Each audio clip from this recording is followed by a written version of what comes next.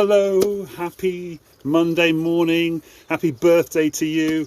Welcome to the first day of the rest of your life. It's Monday morning and it's the first day of the rest of your life. Isn't it a great time to be alive? You're watching this because you've woken up and you're alive. It's fantastic. See, every day is your birthday if you choose to celebrate it every single day, because it is the first day of the rest of your life. And what do we do every day? What do we do on our birthdays? We blow out the candles on our cake, of course we do. And we wish happy birthday to those people whose actual real birthdays it is today. So, Bethany, Pippa, Peter, John and Sam, happy birthday to you. Let's celebrate by blowing out everybody's candles, including our own imaginary candle cake in front of us.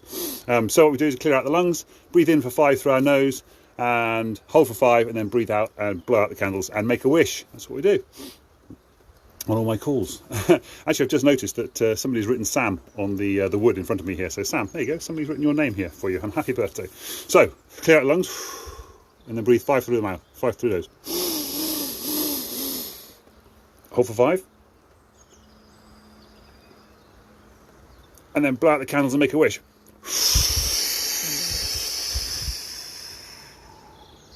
Bit of positive thinking.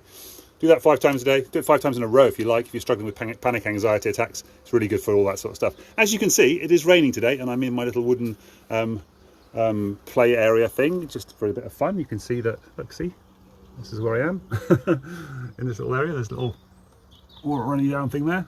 It's all good fun. It's all good fun. Anyway, happy Monday, everybody. It's also a little bit earlier. As you can see, it's 8:20 in the morning. Good morning, Jill. Happy birthday to you. Welcome to the first day of the rest of your life too.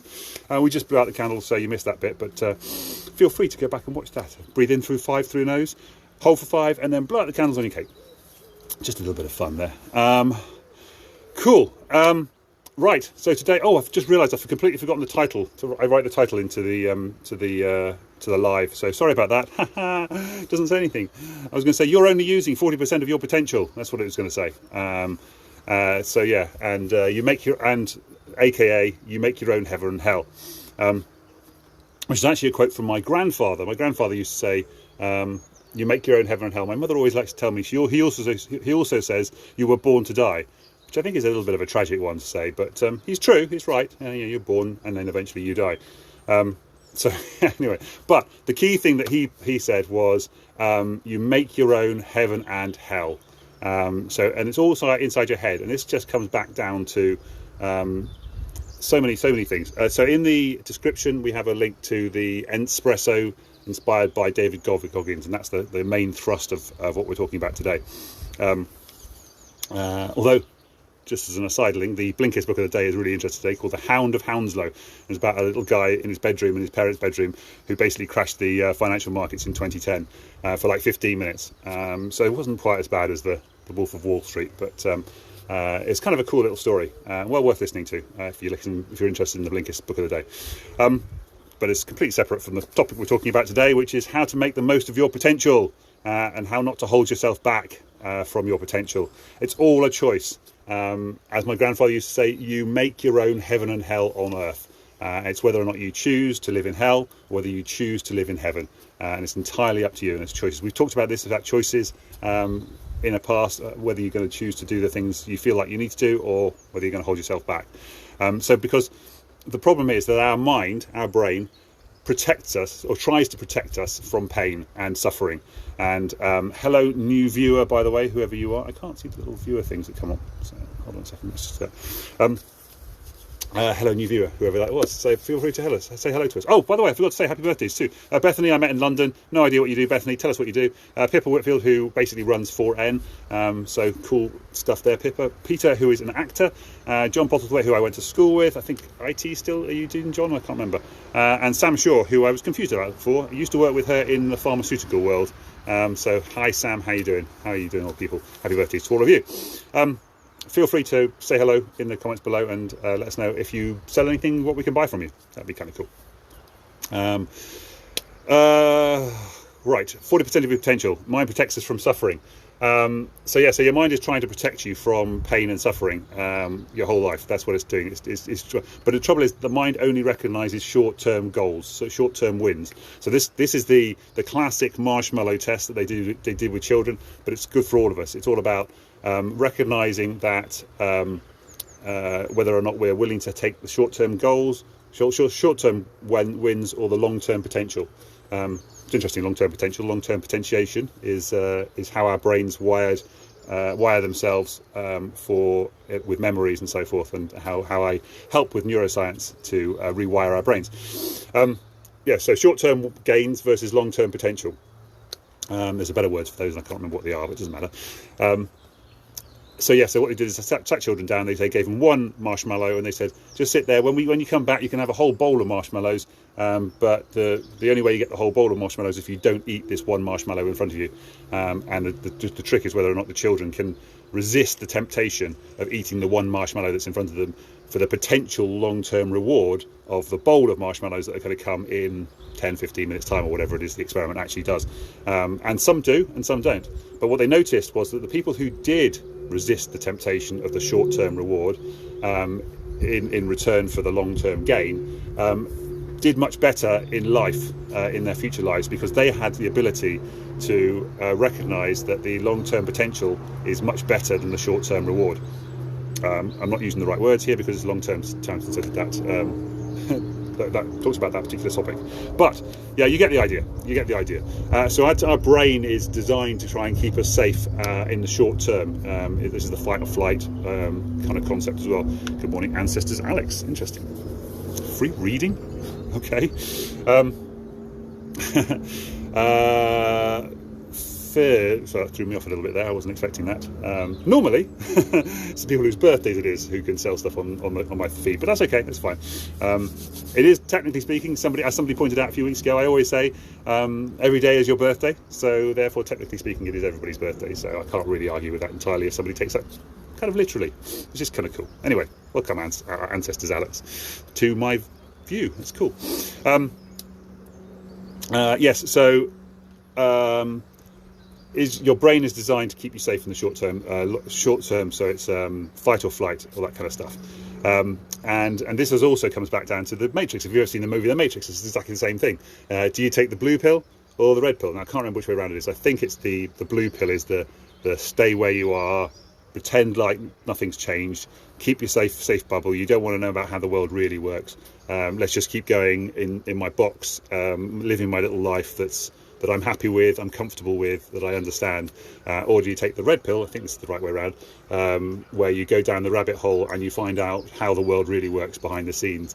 And in our cases, it's how our brains really work and how our thoughts really work. That's what the red pill is in our lives. Is do we take the chance of actually understanding how we work, how our brains work, and how we can take control of our own choices and our own lives and live heaven versus hell.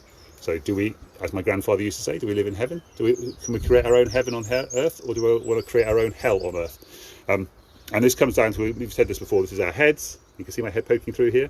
We have conscious thought up here, then we have the unconscious behaviours, unconscious like habits and things that we're kind of used to. Subconscious thoughts and behaviours and stuff in here. And then underneath there we have these unconscious things. These are beliefs that we don't even realise we've got.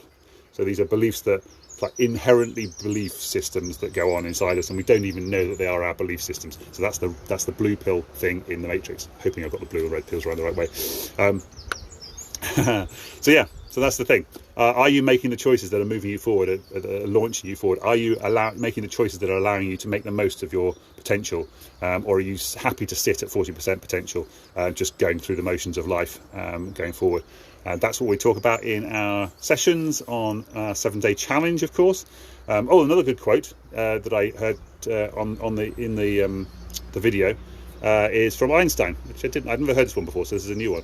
I can't remember the exact quote now. I should have written it down, but it doesn't matter. He said, basically, though, we all have a choice as to whether we live in a friendly world or a hostile world. We have a choice. Do we look for stuff that's hostile, so prove to ourselves that we're living in a hostile world, or do we look for stuff to prove to ourselves that we're in a friendly world?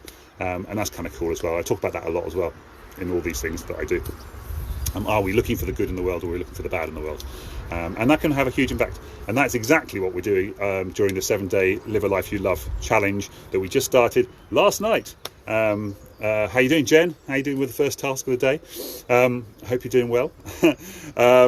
It's not very easy. It's not task of the day. It's just adjusting the habits that you're already doing during the day to focus on positivity and and potential, and the 60% of your life. All the stuff that's going well, stuff that's going good in your life. Even though it's raining today, that's watering the plants, it's watering the grass, it's freshening up the atmosphere.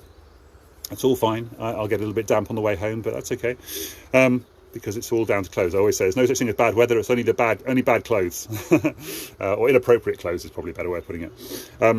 Cool. Right. I think that's pretty much my message for the day here. Are you living at 40% of potential, or do you want to expand and find out the other 60% of your potential? Are you allowing your unconscious mind, your unconscious belief systems to hold you back and protect you from things? Are you going to make the choices that allow you to live a life you love? Are you going to choose heaven, or are you going to choose hell?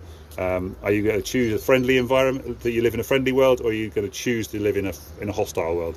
What are you going to see? What are you going to see when you look out the door? Are you going to see the good in the world, or are you going to see the bad in the world? Are you going to go for your short-term rewards and comfort and safe, or are you going to go for a big potential future of success and happiness and love and financial freedom and all that kind of stuff? Which one do you choose? Which one do you want? Do you want the blue pill, or do you want the red pill? You see how these things all tie together? They're all concepts in the same world.